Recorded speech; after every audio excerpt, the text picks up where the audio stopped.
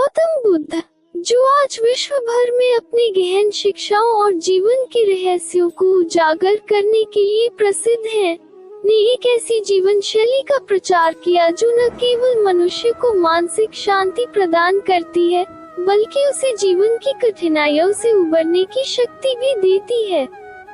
उनकी शिक्षाओं ने लाखों लोगों को सही मार्ग पर चलने के लिए प्रेरित किया है। आइए इस कहानी के माध्यम से हम उनके विचारों को समझने का प्रयास करते हैं। किसी समय की बात है, कपिलवस्तु में शुद्धोधन नाम के एक राजा राज्य करते थे। उनके पुत्र सिद्धार्थ का जन्म हुआ, जिसे बचपन से ही विलक्षण गुणों का आशीर्वाद प्राप्त था। सिद्धार्थ को हर सुख सुविधा दी गई, ताकि वे अपने राज्य के भविष्य के योग्य बन सके। परंतु सिद्धार्थ का मन बचपन से ही इन सांसारिक सुखों में नहीं लगा। वे हमेशा ये सोचते थे कि आखिर जीवन का वास्तविक उद्देश्य क्या है। एक दिन महल से बाहर जाते समय सिद्धार्थ ने 4 विशेष दृश्यों को देखा। एक बूढ़ा व्यक्ति, एक बीमार व्यक्ति, एक मृत शरीर और एक सन्यासी। इन दृश्यों ने उनके मन को झकझोर दिया। उन्होंने सोचा कि हर व्यक्ति का जीवन केवल दुख और मृत्यु से भरा है। क्या इससे बचने का कोई उपाय नहीं है?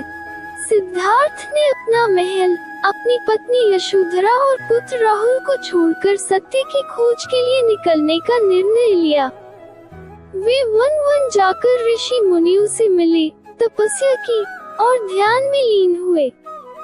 उनकी तपस्या इतनी कठोर थी कि उनका शरीर कमजोर हो गया, परंतु उन्हें समझ में आया कि अति तपस्या भी मुक्ति का मार्ग नहीं है। उन्होंने मध्यम मार्ग अपनाया, जो न तो भोग विलास की ओर झुकता है और न ही कठोर तपस्या की ओर। बोधगया में बोधि वृक्ष के नीचे बैठकर उन्होंने घोर ध्यान किया। अंततः उन्हें ज्ञान की प्राप्ति हुई और वे गौतम बुद्ध कहलाए।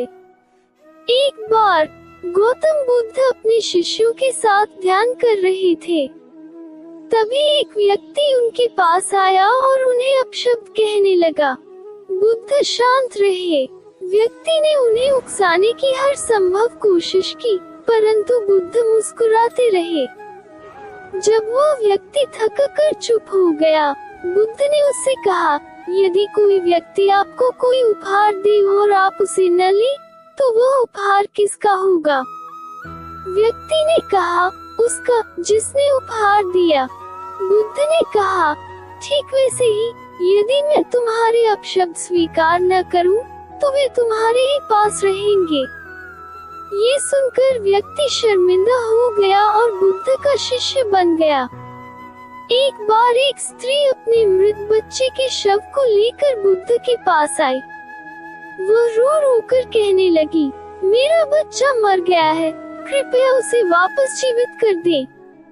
बुद्ध ने कहा, मैं ऐसा कर सकता हूँ, परंतु तुम्हें मुझे एक ऐसा घर दिखाना होगा जहाँ कभी किसी की मृत्यु न हुई हो। स्त्री ने पूरे गांव में जाकर पूछा, परंतु ऐसा कोई घर नहीं मिला। वो समझ गई कि मृत्यु जीवन का एक अटल सत्य है। उसने अपने दुख को स्वीकार कर लिया और बुद्ध की शरण में आ गई। गौतम बुद्ध ने कहा था, अतीत को छोड़ दो, भविष्य की चिंता मत करो, केवल वर्तमान में जियो। एक बार उनके एक शिष्य ने पूछा, गुरुजी, जीवन में शांति कैसे पाई जा सकती है?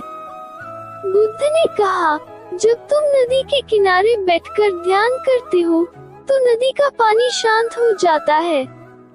जब तुम अपने मन को वर्तमान में स्थिर करते हो, तो जीवन की हर समस्या का हल मिल जाता है। बुद्ध ने सिखाया कि जीवन में दुख का मुख्य कारण हमारी इच्छाएं हैं। जब तक हम अपनी इच्छाओं को नियंत्रित नहीं करेंगे, तब तक हम सुखी नहीं हो सकते। उन्होंने कहा कि सभी जीवों के प्रति करुणा और अहिंसा का भाव रखना चाहिए। गौतम बुद्ध की यह कहानी हमें सिखाती है कि जीवन में शांति और सुख प्राप्त करना हमारे अपने हाथ में है। अगर हम अपने अंदर की इच्छाओं और क्रोध को त्याग दें, करुणा और सहनशीलता को अपनाएं, तो हम भी अपने जीवन को सार्थक बना सकते हैं।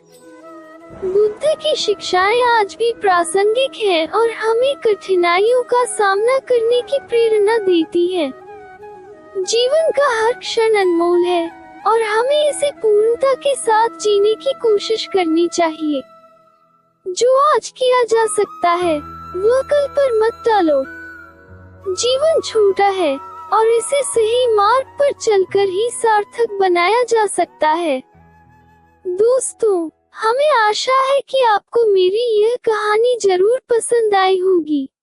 तो मेरे चैनल पारुल धर्म स्टोरी को लाइक और सब्सक्राइब जरूर कर लें, जिससे आपको ऐसी ही ज्ञानवर्धक जानकारी मिलती रहे। धन्यवाद।